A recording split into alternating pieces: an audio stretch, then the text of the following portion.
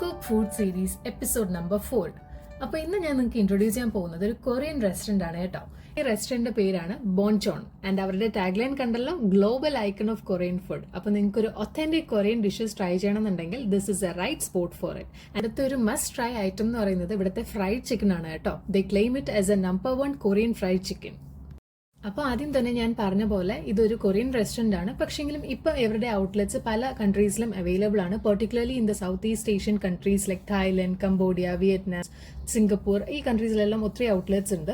പിന്നെ അതല്ലാതെ യൂറോപ്പിലും അമേരിക്കയിലും ഈവൻ മിഡിൽ ഈസ്റ്റിലും കുറച്ച് ഔട്ട്ലെറ്റ്സ് ഇവർക്കുണ്ട്. റെസ്റ്റോറൻറ്റിൽ കൊറിയൻ ഡിഷസ് എല്ലാം തന്നെ ഓൾമോസ്റ്റ് അവൈലബിൾ ആണ്. അതായത് സൂപ്സ് ആണെങ്കിലും സ്റ്റ്യൂസ് ആണെങ്കിലും റൈസ് ബൗൾസ്, ന്യൂഡിൽ ബൗൾസ് എല്ലാം തന്നെ അവൈലബിൾ ആണ്. ഇവരുടെ ബിബിൻബാം എന്ന് പറയുന്ന റൈസ് ബൗൾസ് ഒക്കെ ഉണ്ടല്ലോ, അതെല്ലാം ഇവിടെ അവൈലബിൾ ആണ്.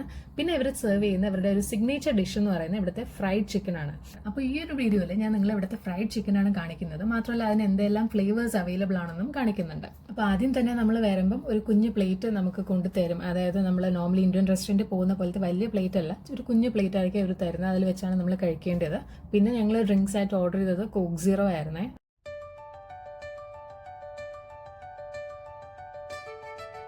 ഫ്രൈഡ് ചിക്കൻ ഇവർ മെയിൻലി 2 ഫ്ലേവേഴ്സ് ആണ് ഓപ്ഷൻ ഉള്ളത്. ഒന്ന് സ്പൈസി ഫ്ലേവറും രണ്ടാമത്തത് സോയ് ഗാർലിക് ഫ്ലേവറും, അതായത് സോയാ സോസും ഗാർലിക്കും കൂടെ ചേർന്നിട്ടുള്ള ഒരു ഫ്ലേവർ.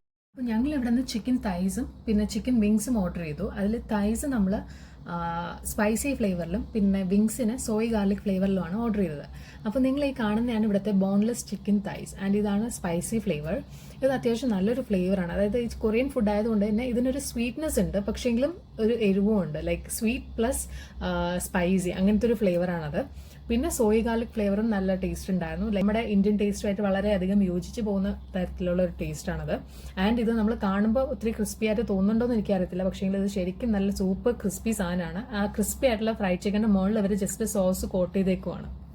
പിന്നെ അതേപോലെ ഈ ഫ്രൈസ് ഇതിനെ വിളിക്കുന്ന ബോൺചോൺ ഫ്രൈസ് എന്നാണ്. ഇതും അവരുടെ ഒരു സിഗ്നേച്ചർ ആയിട്ടാണ് കേട്ടോ. ഇത് നല്ല ഇപ്പോൾ ക്രിസ്പി ആയിട്ടുള്ള ഫ്രഞ്ച് ഫ്രൈസ് ആണ്. ആൻഡ് അതിൻ്റെ മുകളിൽ ഈ വെള്ള പൊടി പോലെ കിടക്കുന്നത് അത് ചീസാണ് കേട്ടോ, പാർമേസൻ ചീസാണ്. And it's a must try item. അതും നല്ല ടേസ്റ്റ് ആയിരുന്നു. ലൈക്ക് ആ ചീസിൻ്റെ കൂടെ ഫ്രൈസും പിന്നെ അതിനൊരു ഡിപ്പ്, ഒരു സ്പൈസി സോസ് ആയിട്ട് ഡിപ്പായിട്ട് തരുന്നുണ്ട്. So it's really yummy.